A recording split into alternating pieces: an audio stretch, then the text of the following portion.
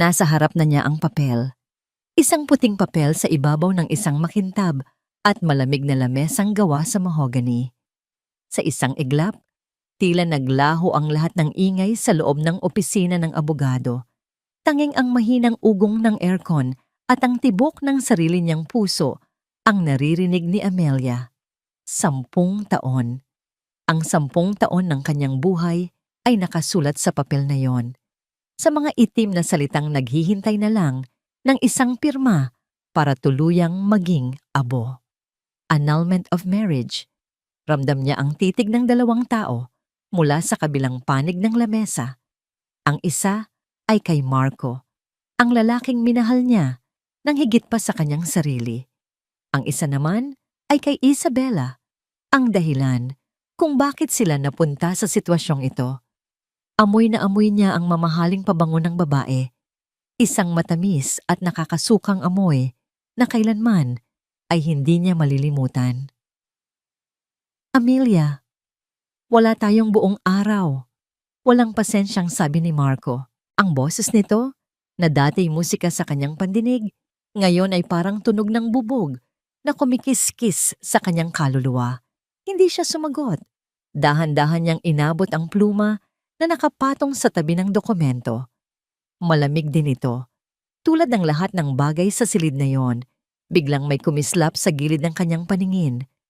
Sinadya ni Isabela na iangat ang kamay nito at ipatong sa braso ni Marco. Ipinapakita ang isang malaking diamanteng singsing sa kanyang daliri. Hayaan mo na siya, babe. Baka kailangan niya ng oras para tanggapin ang lahat. Ang boses nito ay puno ng pagkasuklam na binalot sa peking awa. Napayuko si Amelia, hindi para itago ang luha. Matagal nang natuyo ang mga iyon. Napayuko siya para itago ang nangiting gustong kumawala sa kanyang mga labi. Hayaan ninyo lang ako kung isipin na kayo ang nanalo ngayon. Naramdaman niya ang panginginig ng kanyang kamay habang hawak ang pluma. Bumalik sa kanyang isipan ang lahat, ang mga pangarap na binuo nila, ang mga sakripisyong ginawa niya.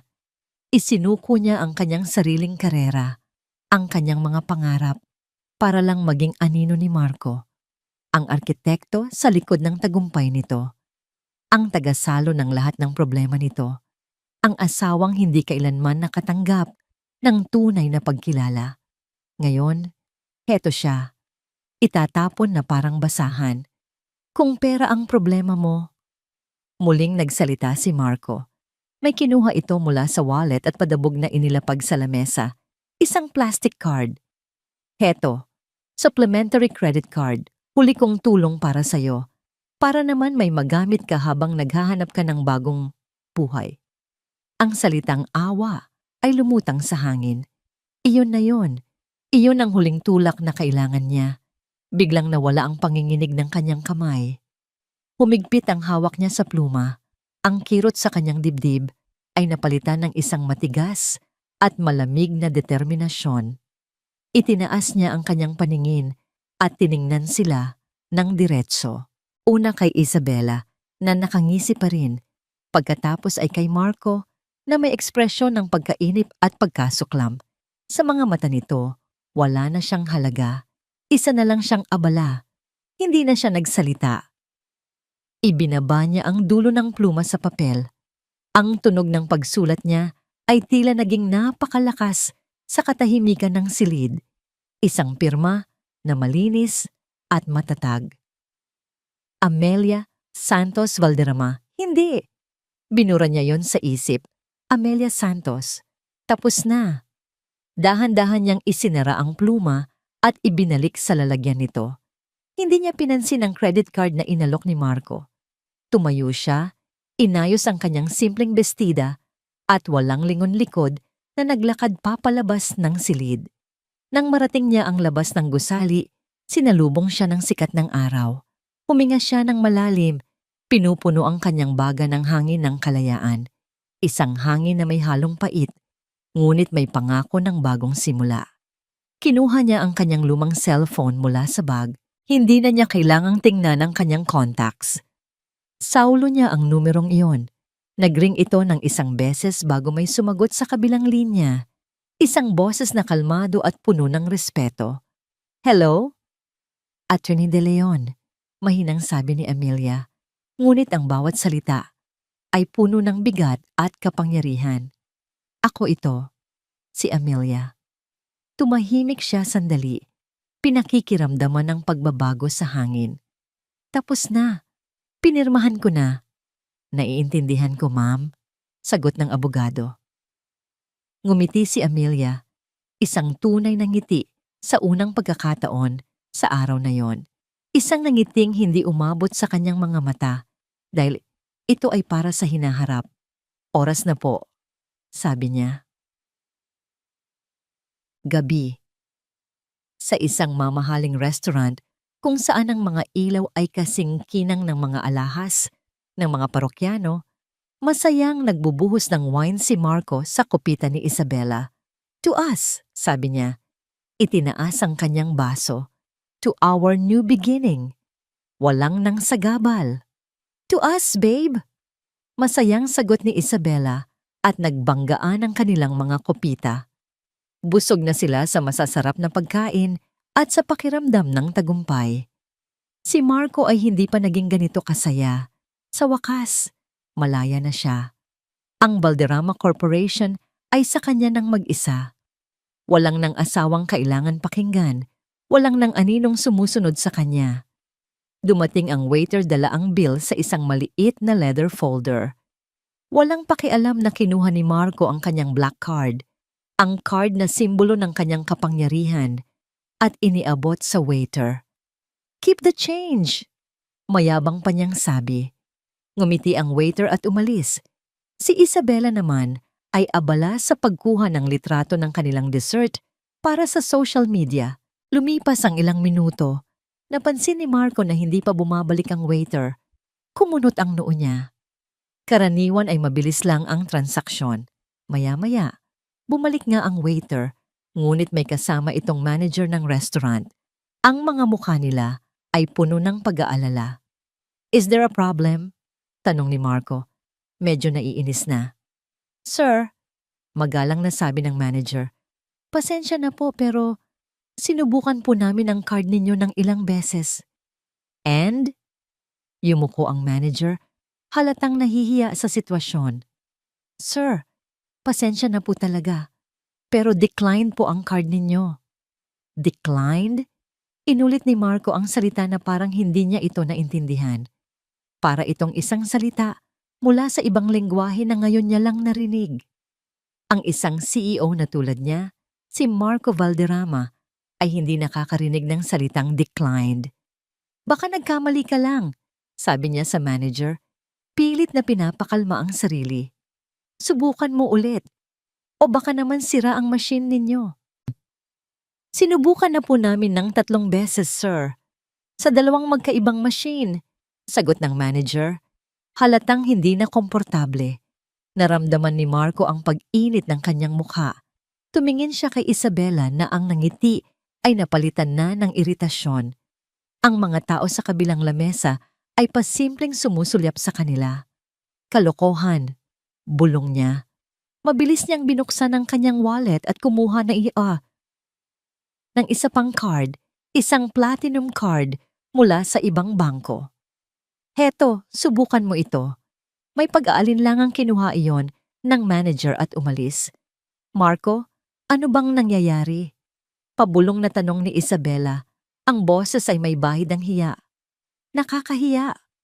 "System error lang yan, babe. Relax," sagot ni Marco, kahit na may maliit na kaba na nagsisimulang tumubo sa kanyang dibdib.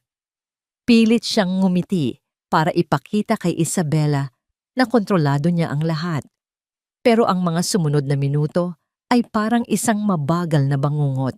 Bumalik ang manager at sa ekspresyon pa lang ng mukha nito, alam na ni Marco ang sagot. "Decline din po, sir." "Ano?" Hindi na napigilan ni Marco ang pagtaas ng kanyang boses. "Imposible! Subukan mo itong debit card ko." Halos iabot niya ng padabog ang huling alas sa kanyang wallet. Muling umalis ang manager. Sa pagkakataong ito, hindi na nakatingin sa kanya si Isabela. Nakatutok ito sa kanyang cellphone, nagkukunwaring May importanteng binabasa, isang malinaw na senyales na gusto na nitong lumayo sa kahihiyan. At gaya ng inaasahan, bumalik ang manager na umiling-iling. Pasensya na po talaga, Sir Marco.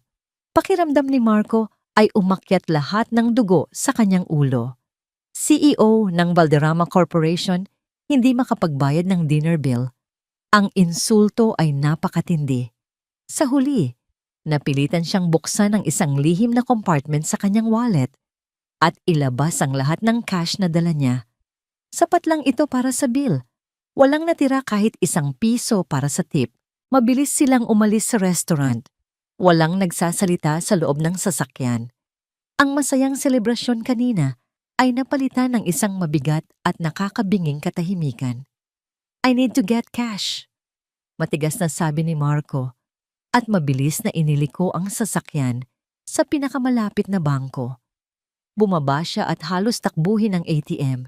Ipinasok niya ang kanyang card, tinaype ang kanyang PIN, at pinindot ang withdraw. Insufficient funds. Napamura si Marco ng malakas. Sinubukan niya ulit. Mas maliit na halaga. Insufficient funds. Anong kalokohan to? Sigaw niya sa makina. Pabalik-balik siya sa kotse at nagmaneho papunta sa isa pang ATM ng ibang bangko. Ganoon pa rin ang resulta. Parang may isang hindi nakikitang pader na humaharang sa kanya mula sa sarili niyang pera. Pagbalik niya sa sasakyan, sa pangatlong pagkakataon, puno na ng pagkabigo at galit ang kanyang mukha. So ano na? Tanong ni Isabela. Hindi na itinatago ang pagkainis. Paano na yung pinapabili kong bag at yung trip natin sa Amanpulo next week? Bayad na ba yon? Parang bombang sumabog ang mga tanong na yon kay Marco. Kinuha niya ang kanyang cellphone at mabilis na tinawagan ang personal bank manager niya. Isang taong kaya niyang tawagan kahit hating gabi. Roberto, Marco Valderrama here. Bungad niya nang sagutin ang tawag. What the hell is going on with my accounts? Lahat ng cards ko declined.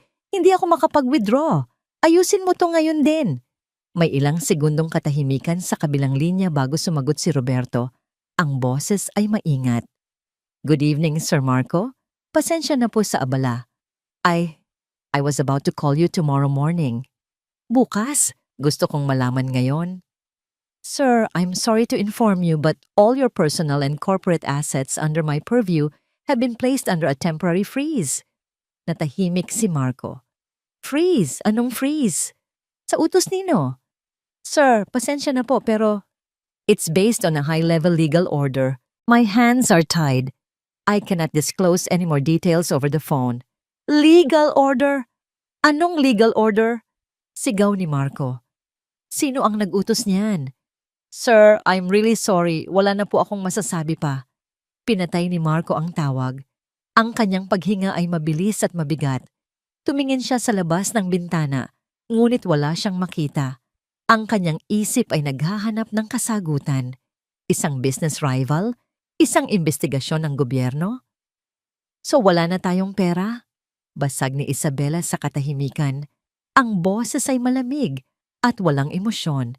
Iyon na ang huling patak.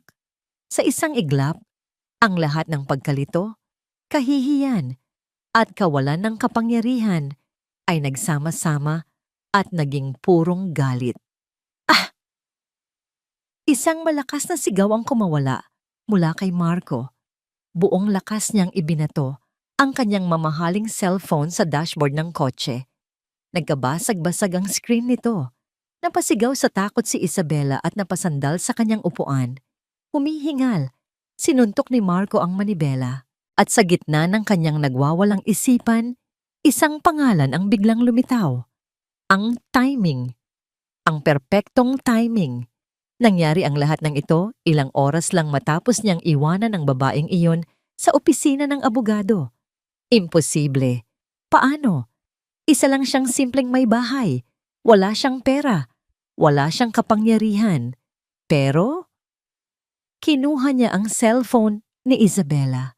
Nanginginig ang mga daliri niya habang hinahanap ang numero nito. Dinial niya. Nang sagutin nito ang tawag, isang boses na kalmado at pamilyar ang narinig niya. Hello? Naramdaman ni Marco ang pait sa kanyang lalamunan. Anong kalokohan ito, Amelia? Mahina ngunit puno ng pagbabanta niyang tanong. Anong ginawa mo? May sandaling katahimikan sa kabilang linya. Pagkatapos, nagsalita si Amelia. Ang boses niya ay walang bahid ng kahit anong emosyon.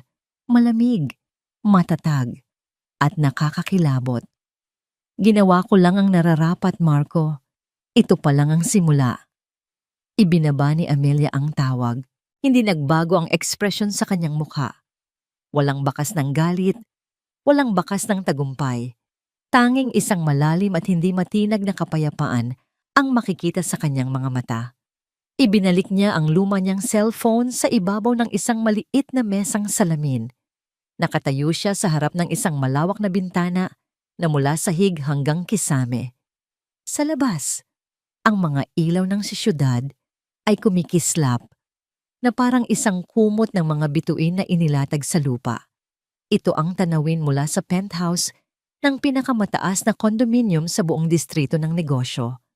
Isang lugar na hindi kailanman nalaman ni Marco na umiiral. Isang toreng itinayo para sa isang reyna. Dahan-dahan siyang lumapit sa isang estante na puno ng mga libro. Ngunit sa gitna ng mga ito ay may isang silver picture frame. Kinuha niya ito. Larawan ito ng isang matandang lalaki na may mabait, ngunit matalas na mga mata. Si Don Ricardo Valderrama, ang kanyang yumaong biyenan. Habang hinahaplos niya ang malamig na salamin, bumalik sa kanyang alaala ang isang hapon. Halos 3 taon na ang nakalipas. Nasa hardin sila noon ng mansyon. Si Don Ricardo ay nakaupo sa kanyang wheelchair, nakabalot ng kumot ang mga binti. Mahina na ito noon, ngunit ang isipan ay kasing talas pa rin ng dati. Nakikita ko ang paraan ng pagtingin sa iyo ni Marco sa board meeting kanina, Amelia. Mahinang sabi ng matanda. Para kang isang palamuti na isinabit niya sa kanyang braso. Napayuko si Amelia. Tumagos sa puso niya ang mga salitang yon dahil totoo. Alam mo, Hija, pagpapatuloy ni Don Ricardo, ang pinakamalaki kong pagkakamali ay ang palakihin si Marco na iniisip niyang ang apelyidong Valderrama ay sapat na.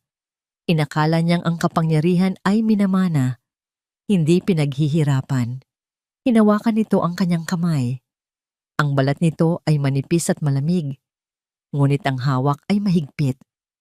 Pero ikaw, nakita ko ang lahat ng ginawa mo. Ang bawat business plan, ang bawat market analysis na ibinulong mo sa kanya. Ang mga ideya na yon, sa'yo galing, hindi sa kanya. May pumatak na luha mula sa mata ni Amelia. Sa wakas, may isang taong nakakita.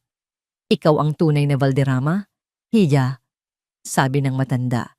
Ang boses ay puno ng pagsisisi at determinasyon. Hindi ang anak ko. At hindi ko hahayaang mabaliwala ang lahat ng sakripisyo mo. Ang alaalang yon ang nagbigay sa kanya ng lakas. Ibinalik niya ang picture frame sa estante at bumalik sa malaking lamesa sa gitna ng sala. Nakakalat dito ang mga folder. Hindi mga recipe book o magazine. Ito ay mga financial report, mga blueprint ng proyekto, at mga strategic plan ng Valderrama Corporation. 10 taon niyang inipon at pinag-aralan ang mga ito sa lihim. Binuksan niya ang isang folder na may markang Mindanao Expansion Project. Naalala niya ang gabing hindi siya natulog para tapusin ang proposal na ito. Pagkatapos, ipinasa niya ito kay Marco. Kinabukasan, sa isang pagpupulong, iprinesenta ito ni Marco na parang sarili niyang obra maestra. Ni isang pasasalamat ay wala siyang natanggap. Isinara niya ang folder. Hindi na mahalaga iyon. Ang mahalaga ay ang hinaharap. Maya-maya, tumunog ang intercom. Mama Amelia, sabi ng boses ng gwardiya mula sa lobby. May bisita po kayo. Si Attorney Ramon de Leon po. Papasukin mo siya, sagot ni Amelia. Ilang sandali pa, bumukas ang pinto ng elevator na direkta sa kanyang unit. Pumasok ang isang lalaking nasa edad na, may dalang isang itim na briefcase. Si Attorney De Leon, ang taong pinagkakatiwalaan ni Don Ricardo nang higit kanino man. Magandang gabi, Amelia. Bati ng abogado. Yumuko ng bahagya. Magandang gabi, Tito Ramon. Sagot niya, ginagamit ang tawag na nakasanayan niya bilang respeto. Salamat sa pagpunta. Lagi para sa'yo at para kay Ricardo, sabi nito. Inilapag nito ang briefcase sa lamesa. Tumawag ang bangko na ipatupad na ang lahat ng utos. Official ng frozen ang lahat ng assets ni Marco. Tumango si Amelia. Tumawag siya. Galit na galit. Inaasahan na natin yan. Kalmadong sabi ni Attorney De Leon. Ang aroganteng tao, kapag tinanggalan mo ng kapangyarihan, ang unang reaksyon ay galit. Hindi pang unawa. Handa na ang lahat para sa susunod niyang hakbang. Habang nag-uusap sila, muling tumunog ang intercom. Sa pagkakataong ito, ang boses ng gardya ay balisa. Mama Amelia, pasensya na po sa abala. Nandito po sa baba si Sir Marco Valderrama. Nagpipilit po siyang umakyat. Sinasabi niyang dito raw po kayo nakatira. Nagkatinginan si Amelia at si Attorney De Leon. Isang maliit na ngiti ang sumilay sa labi ng abogado. Malamig at malinaw ang sagot ni Amelia sa intercom. Wala sa listahan ng mga bisita ko ang pangalan na yan. Hindi siya pwedeng umakyat. Pero ma'am, nagwawala po siya. Gawin mo ang trabaho mo, Mr. Reyes. Tiyakin mong hindi siya makakapasok sa gusaling ito. Malinaw ba? Oo po ma'am, malinaw po. Pinatay ni Amelia ang intercom. Ang katahimikan sa penthouse ay mas lalong naging makahulugan. Sa ibaba, sa lobby, ang dating hari ng kanyang mundo ay nagwawala na parang isang ordinaryong tao. Habang siya, ang reyna, ay payapang nakatingin mula sa kanyang tore. Makalipas ang ilang minuto, isang email notification ang pumasok sa laptop ni Attorney De Leon. Tiningnan niya ito at tumango. Gaya ng inaasahan, sabi niya kay Amelia, ang legal team ni Marco ay nagpadala na ng formal na sulat. Sasampahan kanila ng kasong illegal seizure of assets. Hindi natakot si Amelia. Sa halip, isang ngiti ang dahan-dahang gumuhit sa kanyang mga labi. Isang ngiting malamig, matalino, at puno ng kasiguraduhan. Tumingin siya sa kanyang abogado, ang kanyang matapat na kasabwat. Nasa bitag na siya. Kumpiyansa. Iyon ang salitang naglalarawan kay Marco Valderrama habang naglalakad siya sa pasilyo ng isang prestihiyosong law firm. Nakasuot siya ng isang mamahaling Italian suit. Ang kanyang buhok ay maayos na naka-slick back at ang kanyang mga sapatos ay kumikinang sa ilalim ng mga ilaw. Sa kabila ng pagkapahiya niya sa restaurant at sa lobby ng condominium ni Amelia, ngayon, nasa teritoryo na niya siya. Ang mundo ng negosyo at batas, ang mundo kung saan siya ang hari. Sa tabi niya ay ang kanyang abogado, si Attorney Villanueva, isang agresibong corporate lawyer na kilala sa pagdurog sa kanyang mga kalaban. This will be quick, Marco, sabi ni Villanueva habang papalapit sila sa conference room. Isang simpleng kaso ng unjust enrichment. Ang dating asawa mo ay walang karapatan sa mga assets ng kumpanya. We will crush her. Ipapakita natin sa kanya na hindi niya kayang banggain ang isang Valderrama. Tumango si Marco. Isang mayabang na ngiti ang sumilay sa kanyang mga labi. Gusto kong makita ang mukha niya kapag natalo siya. Gusto kong ipamukha sa kanya ang pagkakamali niya. Pumasok sila sa conference room. Sa loob, nakaupo na ang dalawang tao sa kabilang dulo ng mahabang lamesa. Ang isa ay si Amelia, nakasuot ng isang simpleng navy blue dress. Kalmado ang kanyang mukha, na lalong nagpainit ng ulo ni Marco. Para bang wala itong pakialam sa gulo na idinulot nito. Sa tabi niya ay isang lalaking hindi pamilyar kay Marco. Matanda na ito, marahil na sa mga huhuling dekada na ng kanyang buhay, nakasuot ng luma, ngunit malinis na barong. Ang kanyang buhok ay kulay abo na, ngunit ang kanyang tindig ay tuwid, at ang kanyang mga mata sa likod ng salamin ay matalas. Ayan na pala, ang magaling na may bahay. Sarkastikong sabi ni Marco. Sapat na para marinig ng lahat. At sino naman itong kasama mo? Isang public attorney? Hindi sumagot si Amelia. Tumingin lang ito sa kanya na may blankong ekspresyon. Umupo si Marco at si Attorney Villanueva. Inilapag ni Villanueva ang kanyang mamahaling leather briefcase sa lamesa ng may malakas na kalabog. Isang kilos na nagpapakita ng pangingibabaw. "Let's get this over with," sabi ni Villanueva. "Ako si Attorney Michael Villanueva, ang legal counsel ni Mr. Marco Valderrama. At kayo po?" Tanong niya sa matandang abogado. Dahan-dahang itinaas ng matanda ang kanyang ulo. Tiningnan niya si Villanueva. Pagkatapos ay ibinaling ang kanyang tingin kay Marco. Mayroong isang bagay sa titig na yon. Isang halo ng pamilyaridad at pagkadismaya na nagpadala ng kakaibang kaba sa dibdib ni Marco. "Hindi mo na ba ako natatandaan, Marco?" Ang boses na yon ay matanda na. Medyo garalgal, ngunit hindi maipagkakaila. Isang boses na narinig niya sa lahat ng mahahalagang okasyon ng kanyang pamilya noong bata pa siya. Isang boses na huli niyang narinig sa libing ng kanyang ama. Biglang nanuyo ang lalamunan ni Marco. Ang kanyang pagiging arogante ay unti-unting napalitan ng pagkalito. Pagkatapos ay ng pagkabigla. "Titito?" "Ramon?" Nanginginig niyang tanong. Si Attorney Ramon de Leon, ang kanang kamay ng kanyang ama. Ang pinakamatapat na kaibigan at legal advisor ni Don Ricardo Valderrama sa loob ng halos 50 taon. Ang taong itinuring niyang pangalawang ama noong nabubuhay pa ang kanyang tatay. Nawala ang nangisi sa mukha ni Attorney Villanueva.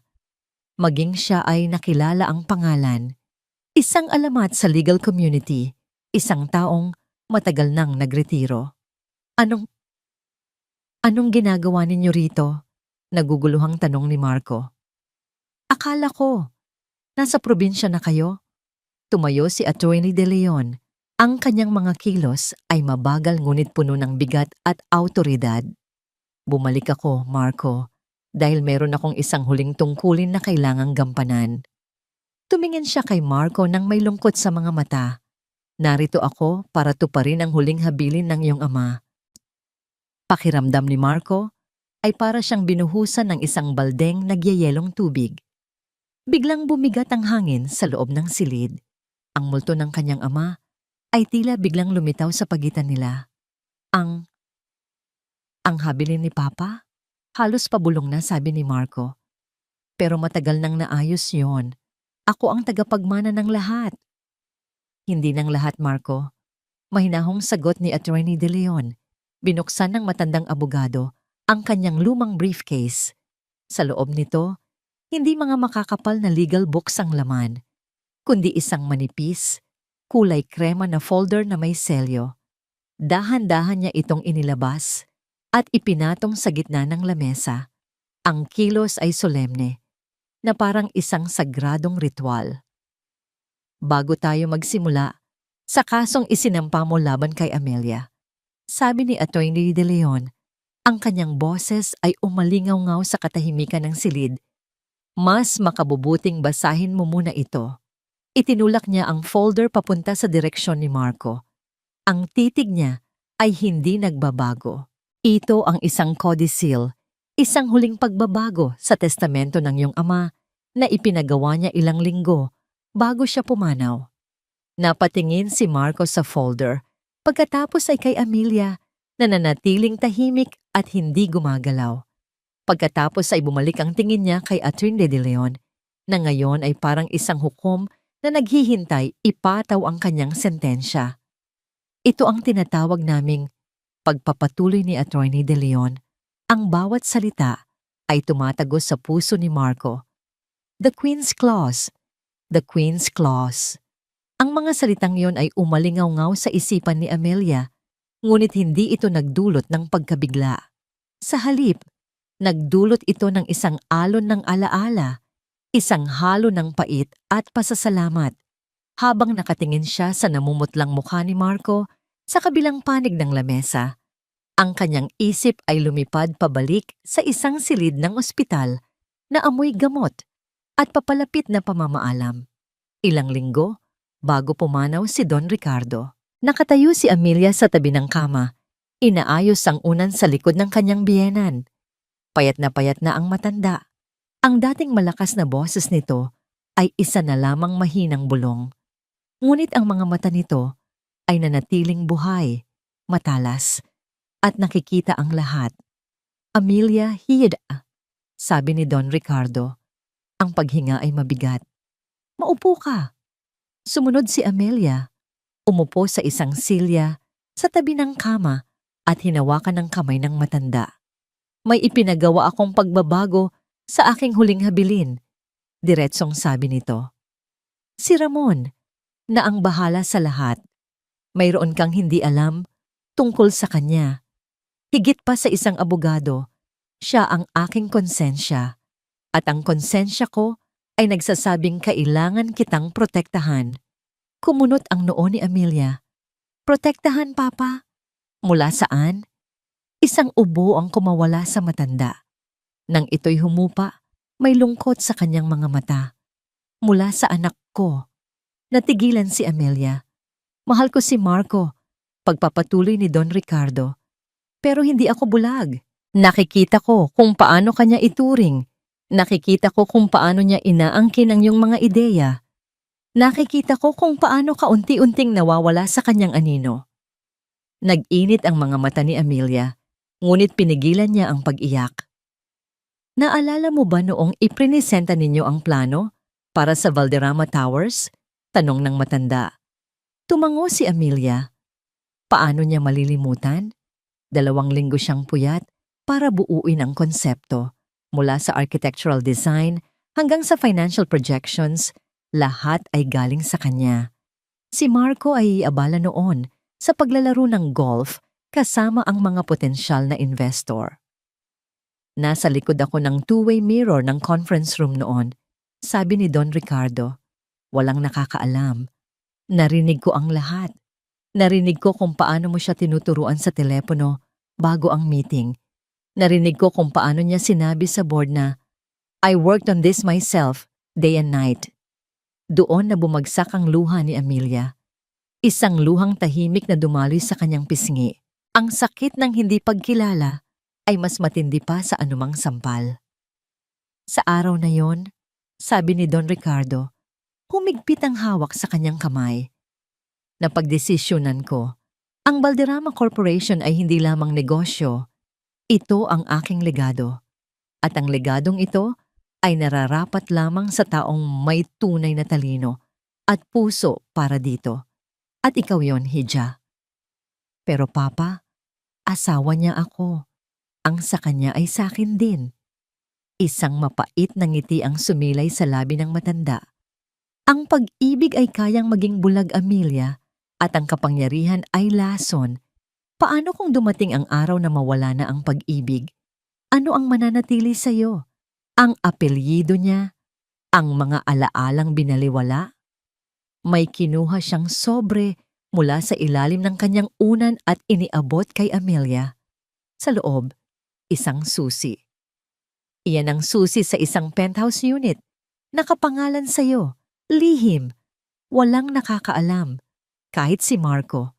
Gamitin mo ito kapag kailangan mo ng lugar para mag-isip o para magplano. Pagkatapos, tinitigan niya si Amelia ng diretso sa mata. At tungkol sa kumpanya, nag-iwan ako ng isang regalo para sa iyo, isang safety net, o marahil isang sandata. Nakadepende sa kung paano mo ito gagamitin. Ibinibigay ko sa iyo ang 51% ng voting shares ng Valderrama Corporation. Nanlaki ang mga mata ni Amelia. Papa, hindi ko po matatanggap yan. Hindi mo pa ito makukuha ngayon. Putol ni Don Ricardo. May kondisyon, isang napakahalagang kondisyon.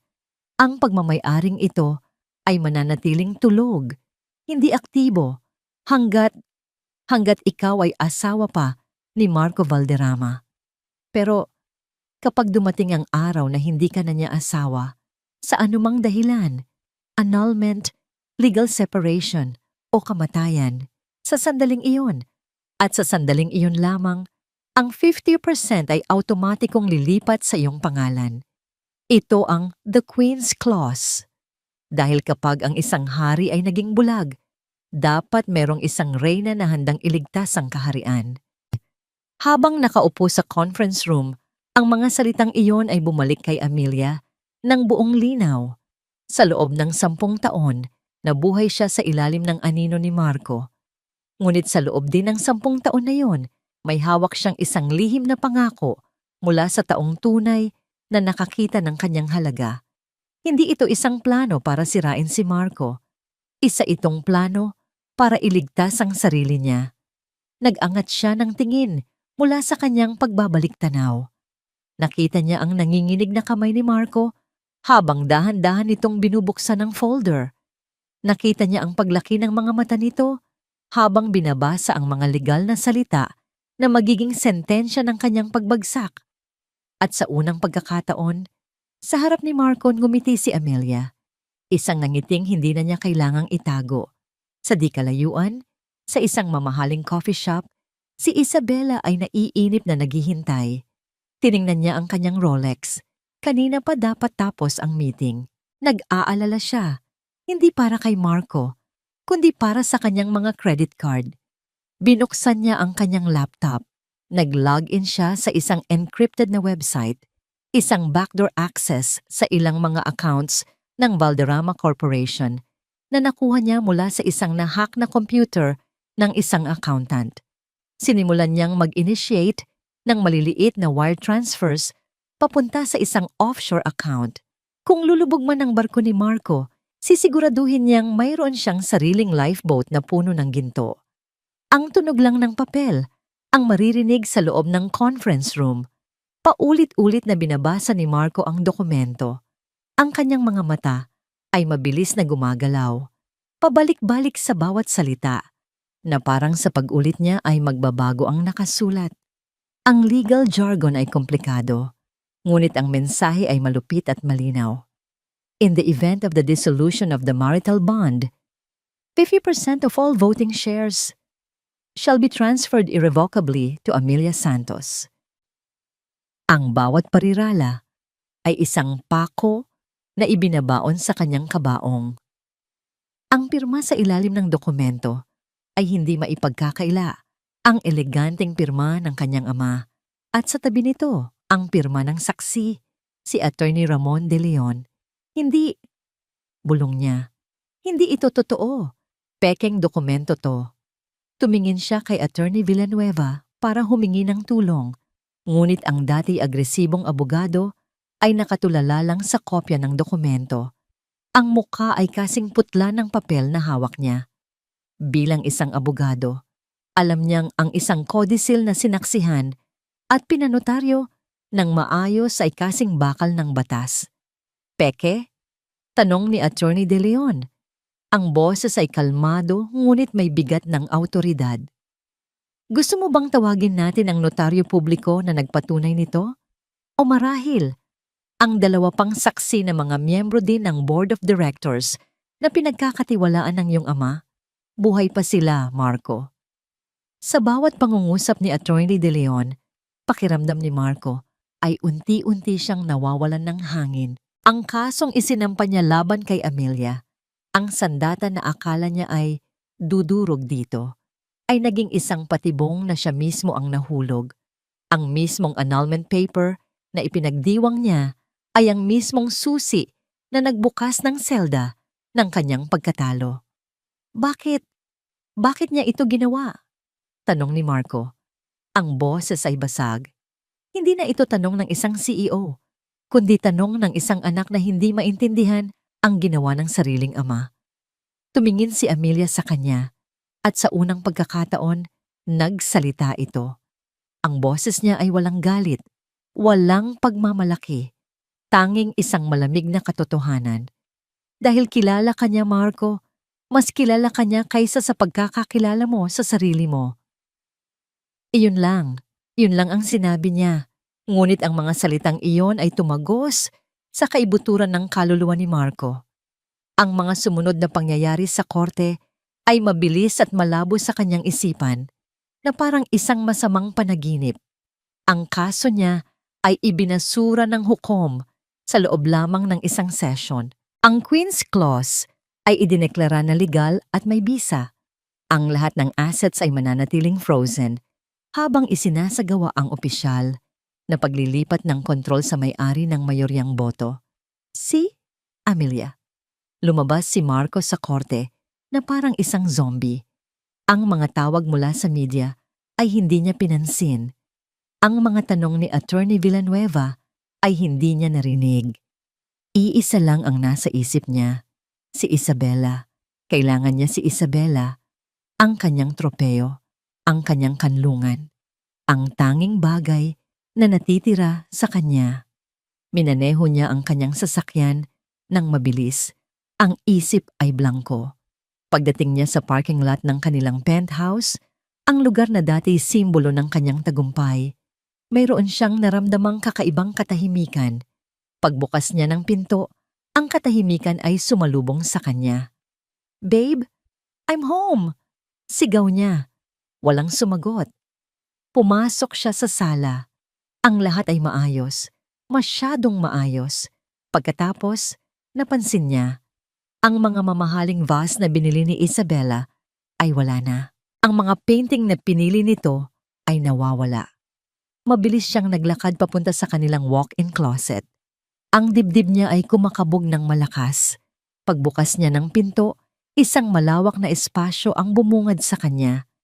Ang lahat ng designer bags, sapatos, at damit ni Isabela ay naglaho. Ang kanyang mga alahas ay wala na sa kaha. Ang tanging natira sa panig ni Isabela ay mga basyo ng sabitan. Sa ibabaw ng kanyang vanity table, may isang maliit na piraso ng papel. Isang page na pinilas mula sa isang notepad. Kinuha niya ito. Ang sulat kamay ni Isabela ay magulo. Halatang minadali. "Sorry. Good luck." 2 salita lang. Walang paliwanag. Walang pamamaalam. Isang malamig na pagtalikod. Napatawa si Marco. Isang tawang walang saya. Isang tawang puno ng kabaliwan. Tumawa siya hanggang sa ang tawa niya ay naging isang hikbi. Isang tunog ng isang taong. Tuluyang nawalan ng lahat. Biglang tumunog ang kanyang cellphone. Isang numero mula sa kanyang opisina. Ang CFO ng kumpanya. Sinagot niya ito. "Sir Marco," sabi ng CFO, ang boses ay nag-aalala. "Sir, we have a huge problem. May nag-flag ang aming system ng series of unauthorized international wire transfers sa nakalipas na 2 araw. Malaking halaga, sir. At ang trail. It leads back to a shell corporation na nakalink sa pangalan ni Miss Isabela Cruz. Para itong isang huling suntok sa sikmura. Hindi lang siya iniwan, ninakawan pa siya. Ginamit. Niloko. Binitawan ni Marco ang kanyang cellphone. Bumagsak ito sa makapal na carpet ng walang tunog. Dahan-dahan siyang napaluhod sa gitna ng walang laman na silid, napapalibutan ng mga multo ng kanyang kayabangan. Wala na ang pera, wala na ang kapangyarihan, wala na ang babaeng pinagpalit niya sa lahat. Nawala ang hari sa sarili niyang kastilyo. Sa gitna ng kanyang paghihinagpis, isang malakas na katok ang narinig niya mula sa pintuan. Hindi niya ito pinansin, ngunit ang pagkatok ay naging mas malakas, mas mapilit. Maya-maya, narinig niya ang tunog ng pagbukas ng pinto. 2 lalaking nakasuot ng formal na damit ang pumasok, kasama ang building security. "Mr. Marco Valderrama?" Tanong ng isa. "Kami po ay mula sa National Bureau of Investigation. May ilang katanungan lang po kami tungkol sa ilang financial irregularities sa inyong kumpanya." At sa sandaling iyon, tuluyan ng gumuho ang mundo ni Marco Valderrama. Habang ang mundo ni Marco ay gumuho, ang mundo naman ni Amelia ay dahan-dahang nabubuo muli. Piraso bawat piraso, ngunit sa isang bagong disenyo. Isang disenyong siya mismo ang gumawa. Nakatayo siya sa harap ng isang malaking salamin sa kanyang walk-in closet. Ang silid na ito ay mas maliit kaysa sa closet ni Isabela, ngunit ang laman ay pinili ng may layunin. Wala na ang mga luma, at maluluwag na bestida. Wala na ang mga tsinelas na pantulog. Ang nakasabit ngayon ay mga hanay ng damit na may matatalim na linya at matatapang na kulay. Mga blazer, pencil skirt at tailored trousers. Mga damit na hindi nagsusumigaw ng yaman, kundi bumubulong ng kapangyarihan. Isang emergency board meeting ang ipinatawag para bukas ng umaga. Ang balita ng pag-freeze ng assets ni Marco at ang biglaang pagbabago sa pagmamay-ari ay kumalat na parang apoy sa loob ng kumpanya. Nagdulot ito ng gulat at pagkalito. Ngayon, kailangan nilang harapin ang bagong realidad. Kailangan nilang harapin siya. Kinuha niya mula sa sabitan ang isang itim na power suit. Hinawakan niya ang tela nito. Makinis, matibay, ibang-iba sa mga bulaklakin at malalambot na damit na nakasanayan niyang isuot para lang magustuhan ni Marco. Habang isinusukat niya ito, isang montage ng mga pagbabago ang naglaro sa kanyang isipan. Ang unang araw pagkatapos ng desisyon ng korte. Ginugol niya ito, hindi sa pagdiriwang, kundi sa pag-aaral. Kasama si Atty. De Leon, sinuri nila ang bawat dokumento, bawat ulat, bawat numero ng Valderrama Corporation sa nakalipas na 3 taon. Nakita niya ang mga maling desisyon ni Marco, ang mga proyektong dehado na itinuloy nito dahil sa ego. Nakita niya ang mga butas na kailangan niyang takpan. Ang pangalawang araw, tumawag sa kanya ang isa sa mga board member, si Mr. Jimenez, isang matandang lalaki na dati tinatawanan lang ang kanyang mga opinyon kapag nagkakaroon sila ng mga family dinner. Amelia, Hija, nabalitaan ko ang nangyari. Congratulations! Masiglang bati nito sa telepono. Alam mo, matagal ko nang sinasabi sa sarili ko, itong si Amelia, may ibubuga talaga. Kung kailangan mo ng suporta sa board, just let me know. I'm on your side. Hindi sumagot si Amelia. Hinayaan niya lang ang katahimikan na magsalita. Ang pekeng papuri ay mas malinaw pa sa anumang sigaw. Salamat sa tawag, Mr. Jimenez. Magkita na lang tayo sa meeting bukas. Malamig niyang sagot bago ibaba ang tawag. Natutunan na niyang kilalanin ang mga oportunista. Ngayon, ang ikatlong araw. Ang araw ng paghahanda. Isinuot niya ang blazer. Tamang-tama ang sukat na parang ginawa para sa kanya. Tumingin siya sa kanyang refleksyon. Ang babae sa salamin ay pamilyar, ngunit iba. Ang kanyang buhok ay nakatali sa isang mababang, eleganteng bun. Ang kanyang mukha ay may lighted makeup, sapat lang para bigyang diin ang kanyang mga mata. Mga matang hindi na nagpapakita ng kalungkutan, kundi ng isang matalas na intelihensya at hindi matinag na determinasyon. Wala na ang may bahay. Ang naroon ay isang CEO, isang leader, isang reyna. Kinuha niya ang isang pares ng itim na stiletto heels. Noong una, hindi siya sanay magsuot ng mga ito. Ngunit sa nakalipas na mga araw, nagsanay siyang maglakad sa mga ito sa loob ng kanyang penthouse, pabalik-balik. Hanggang sa ang bawat hakbang ay naging matatag, balanse at puno ng kumpiyansa. Tumunog ang kanyang cellphone. Si Atty. De Leon. Handa ka na ba para bukas, Amelia? Ipinanganak akong handa, Tito Ramon. Naghintay lang ako ng tamang panahon. Sagot niya. Mabuti. Papunta na ako dyan, dala ang huling folder na kailangan mo. Ang quarterly performance review. Gusto kong makita mo ito bago mo sila harapin. Salamat. Hihintayin kita. Pagkatapos ng tawag, lumakad siya papalabas ng closet. Ang tunog ng kanyang mga takong sa sahig na gawa sa marmol ay umalingaw-ngaw sa katahimikan ng kanyang penthouse. Bawat tunog ay isang deklarasyon. Tumayo siya sa harap ng malaking bintana, kaparehong lugar kung saan niya tinanggap ang balita ng pagkaka-freeze ng assets ni Marco. Tiningnan niya muli ang syudad sa ibaba. Dati, ang mga ilaw na yon ay parang malalayong bituin na hindi niya maaabot. Ngayon, ang mga ito ay parang isang kaharian na naghihintay sa kanyang pagbabalik. Tumingin siya sa kanyang refleksyon sa salamin ng bintana. Nakita niya ang babaeng sinayang ni Marco. Ang babaeng binaliwala. Ang babaeng inakala niyang mahina. Ngunit nakita rin niya ang talino ni Don Ricardo. Ang lakas na ibinigay nito sa kanya. At ang kapangyarihan na matagal nang natutulog sa loob niya na ngayon ay gising na. Bukas, haharapin niya ang mga taong dating minamaliit siya. Bukas, babawiin niya ang trono na nararapat sa kanya. Bukas, makikilala ng lahat ang tunay na Valderrama. Huminga siya ng malalim. Isang hiningang hindi na puno ng kaba o takot, kundi ng purong adrenaline. Dahan-dahan siyang naglakad papunta sa pintuan, handa nang salubungin si Attorney De Leon. Handa nang salubungin ang kanyang kinabukasan. Ang pinto ng boardroom bukas ay magbubukas. At sa pagbukas nito, isang bagong kabanata ang magsisimula. Ang silid ay malamig, ngunit pinagpapawisan si Marco. Nakatayo siya sa harap ng Board of Directors ng Valderrama Corporation. Ang mga mukha na dati tumitingin sa kanya ng may paghanga at respeto ay ngayon puno ng pag-aalinlangan at awa. Ang kanyang mamahaling suit ay lukot. Ang kanyang buhok ay hindi maayos. May maitim na bilog sa ilalim ng kanyang mga mata. Resulta ng 2 gabing walang tulog na ginugol sa interogasyon at pag-aalala.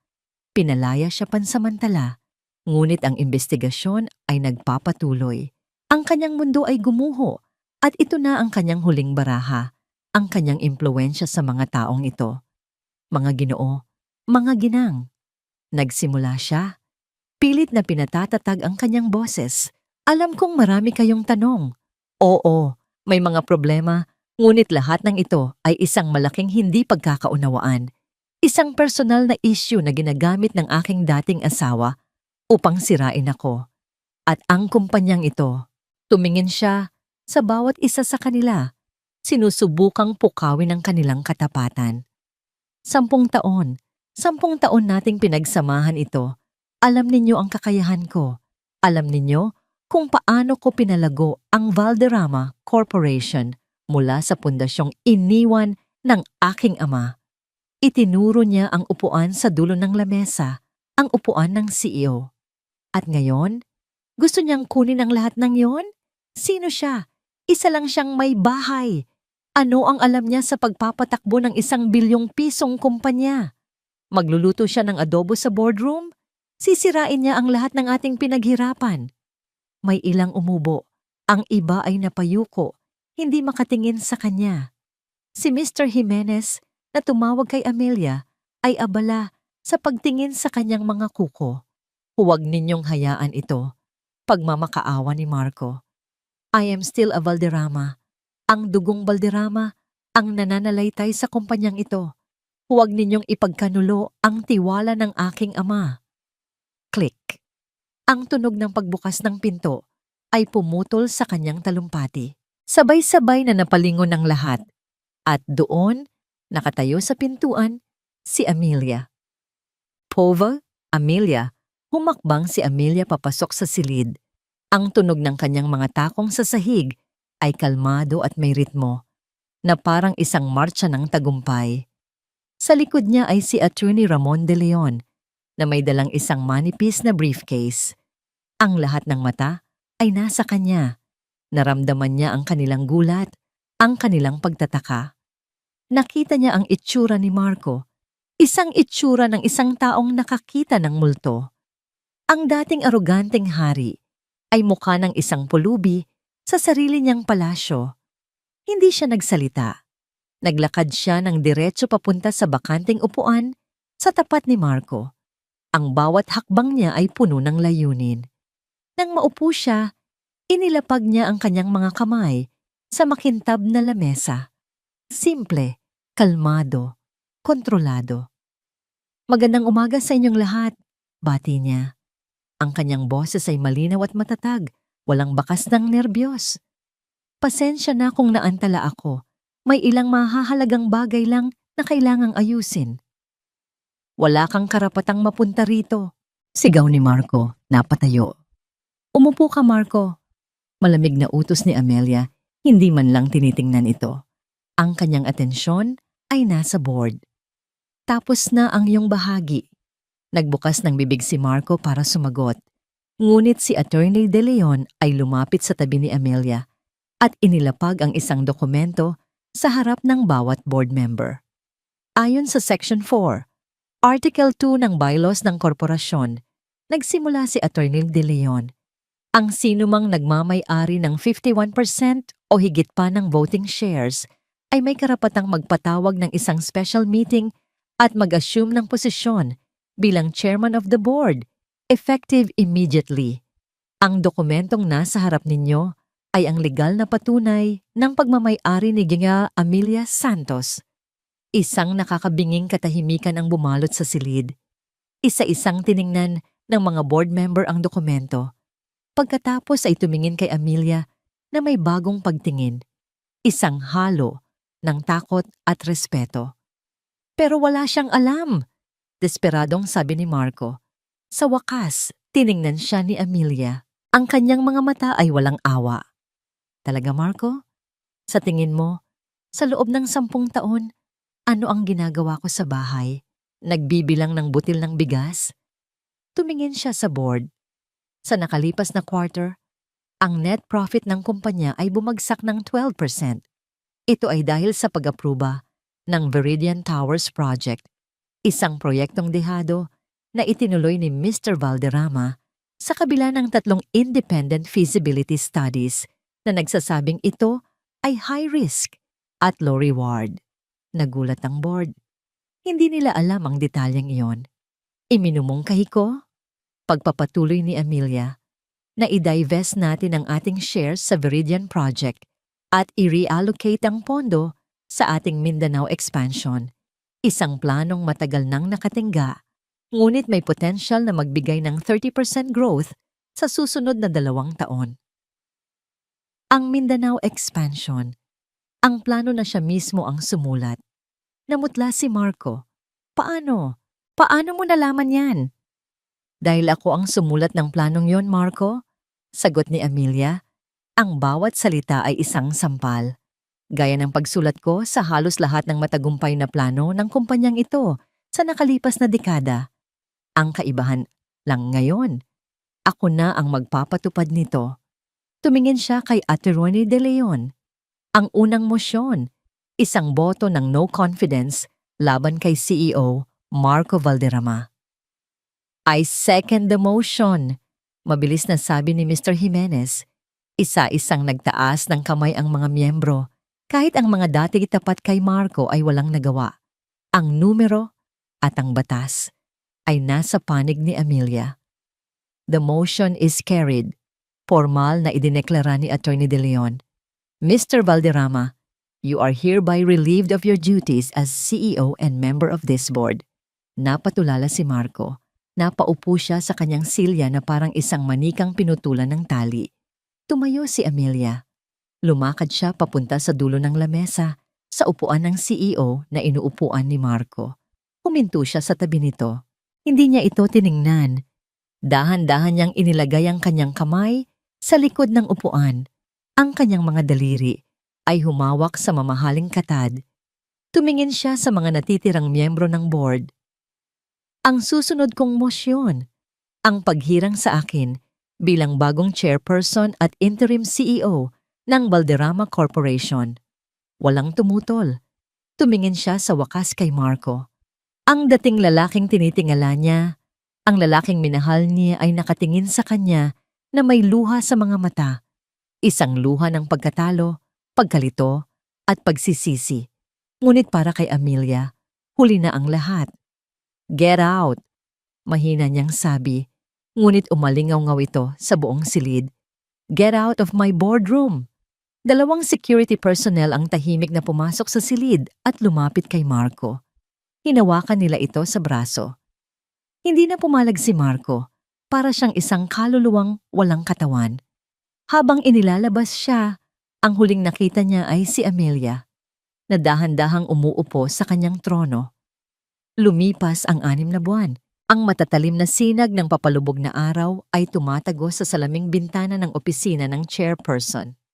Ngunit ang liwanag na ito ay hindi na nakakasilaw. Para kay Amelia, ito ay isang mainit at pamilyar na yakap. Nakatayo siya, hawak ang isang tasa ng mainit na tsa at pinagmamasdan ng abalang syudad sa ibaba. Ang dati tore ng kanyang kalungkutan ay naging sentro na ng kanyang kapangyarihan. Ang opisina ni Marco noon ay pag-aari na niya ngayon. Pinalitan niya ang madilim na leather at mahogany ng mas magaan na kulay at modernong kasangkapan. Mas maraming halaman, mas bukas na espasyo. Isang lugar na sumasalamin sa kanya. Ang Valderrama Corporation, sa ilalim ng kanyang pamumuno, ay hindi bumagsak. Sa katunayan, ito ay umunlad. Ang mabilis niyang desisyon na i-divest mula sa Viridian Towers at ibuhos ang pondo sa Mindanao expansion ay nagbunga agad ng positibong resulta. Ang stock ng kumpanya ay tumaas ng 20%. Ang tiwala ng mga investor ay bumalik, mas matatag pa kaysa dati. Ang mga board member na dati minamaliit siya ay ngayon ang kanyang pinakamatapat na mga taga-suporta. Natutunan nilang igalang hindi lang ang kanyang posisyon, kundi ang kanyang talino at paninindigan. Ang may bahay ay naging isang alamat sa corporate world. Ma'am Amelia? Napalingon si Amelia. Ang kanyang executive assistant, isang bata at matalinong babae na nagngangalang Rina, ay nakatayo sa may pinto. Nandito na po si Attorney De Leon. Papasukin mo siya, Rina, at pakidalhan mo kami ng kape. Sige po, ma'am. Pumasok si Attorney De Leon. May dalang ngiti sa kanyang mga labi. Mukhang maganda ang nagiging epekto sa iyo ng upuang iyan, Amelia. Salamat sa lahat ng tulong mo, Tito Ramon, sabi ni Amelia, ngumiti pabalik. Hindi ko ito magagawa kung wala ka. Ginawa ko lang ang habilin ni Ricardo at sigurado ako kung nasaan man siya ngayon, ipinagmamalaki ka niya. Umupo sila sa maliit na lounge area ng opisina. May balita ako, sabi ni Attorney De Leon. 2 bagay. Una, tungkol kay Isabella Cruz. Tumango si Amelia handang makinig. Nahuli siya sa Bali, Indonesia. Sinubukan niyang magbukas ng bagong bank account gamit ang pekeng pasaporte dahil sa international warrant na inilabas natin na extradite siya pabalik dito kahapon. Haharapin niya ang kasong large-scale estafa. Halos lahat ng perang ninakaw niya ay na-recover. Hindi nakaramdam ng galit si Amelia. Hindi rin siya nakaramdam ng saya. Tanging isang pakiramdam ng pagsasara ng isang kabanata. Si Isabella ay isang sintomas lamang ng sakit, hindi ang sakit mismo. At ang pangalawa? Tanong niya. Nag-aalangan sandali si Attorney De Leon. Tungkol kay Marco. Sa pagbanggit ng pangalan, isang saglit na katahimikan ang namagitan sa kanila. Kinailangan niyang ibenta ang lahat ng natitira niyang ari-arian. Ang mga sports car, ang mga relo, pati na ang bahay na tinitirhan ng kanyang ina para makapagpiyansa sa mga kasong isinampa ng mga investor na nalugi sa Viridian Project. Malinis ang pangalan mo doon dahil napatunayan nating wala kang kinalaman sa desisyong yon.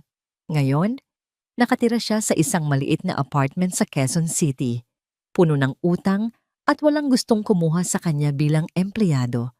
Pinikit ni Amelia ang kanyang mga mata. Inasahan niya ang balitang ito, ngunit ang marinig ito ay may dalang kakaibang bigat. Wala na ang puot. Wala na ang pagnanais na maghiganti.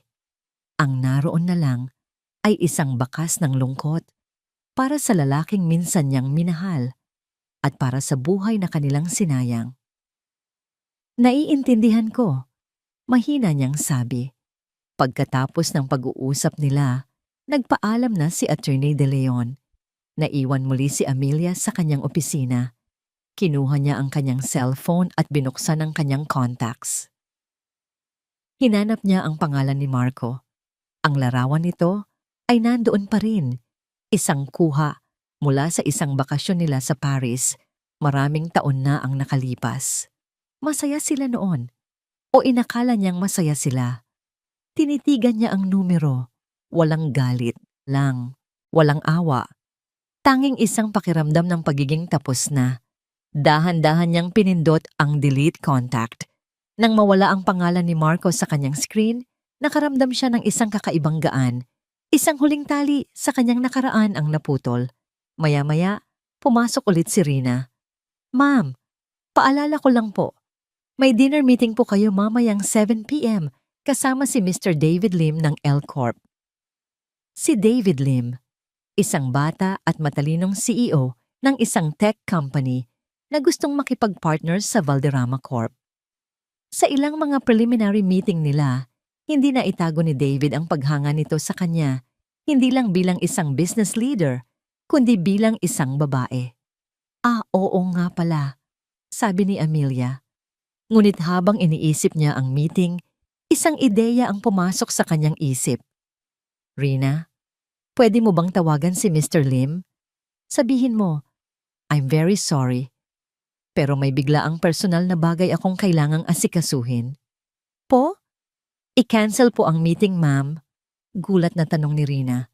Huwag i-cancel. I-reschedule mo na lang. Sabihin mong ako na mismo ang tatawag sa kanya bukas. Sige po, ma'am. Kayo po ang masusunod. Nang makaalis si Rina, ngumiti si Amelia sa sarili. Ang dating Amelia ay hindi kailanman maglalakas loob na i-cancel ang isang mahalagang meeting. Ngunit ang bagong Amelia ay alam na ang pag-aalaga sa sarili ay kasing halaga ng pag-aalaga sa kumpanya. Kinuha niya ang kanyang bag. Para sa gabing ito, ayaw niya ng business talk. Ayaw niya ng meetings. Ang gusto lang niya ay ang sarili niyang kumpanya. Ang malamig na hangin ng gabi ay humaplos sa mukha ni Amelia habang naglalakad siya sa isang pamilyar na parke. Ito ang parehong parke kung saan sila madalas mamasyal ni Marco noong nagsisimula pa lang ang kanilang relasyon, puno ng mga pangarap at pangako. Ngunit ngayong gabi, hindi niya naramdaman ang anino ng nakaraan. Sa halip, ang naramdaman niya ay ang bigat ng kasalukuyan, isang bigat na kaaya-aya, tulad ng isang kumot na nagbibigay ng init. Umupo siya sa isang bakanting bangko na nakaharap sa isang maliit na lawa. Ang mga ilaw mula sa mga poste ay sumasayaw sa ibabaw ng tubig, lumilikha ng mga kumikinang na diamante sa dilim.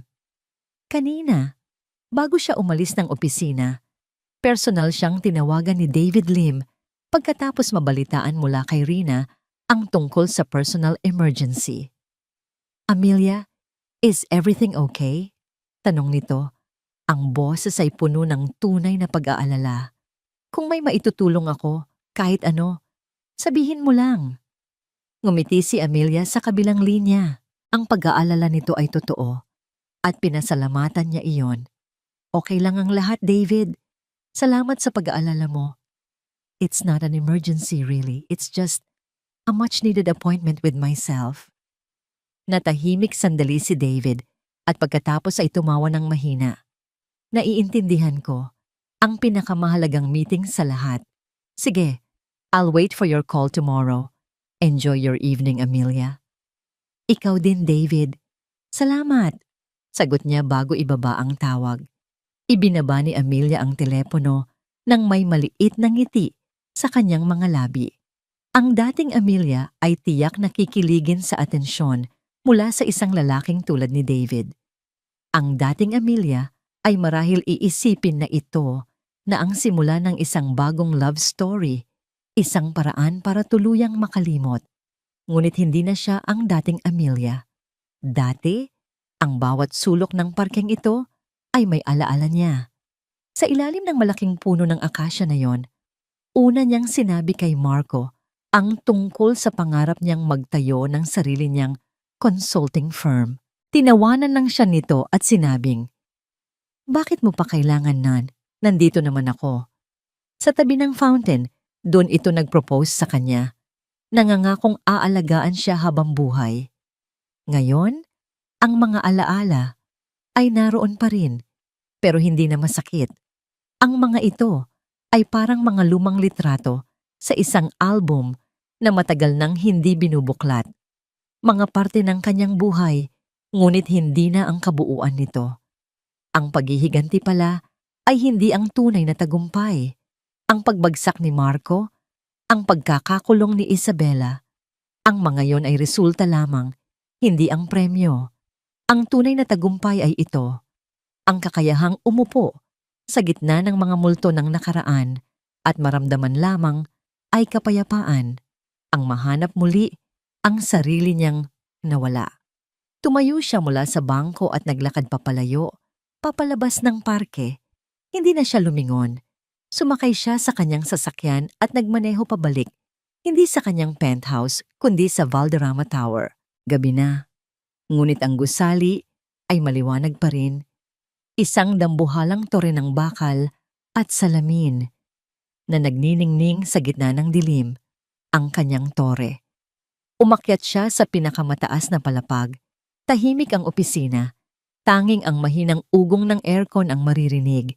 Pumasok siya sa kanyang opisina at hindi binuksan ang ilaw.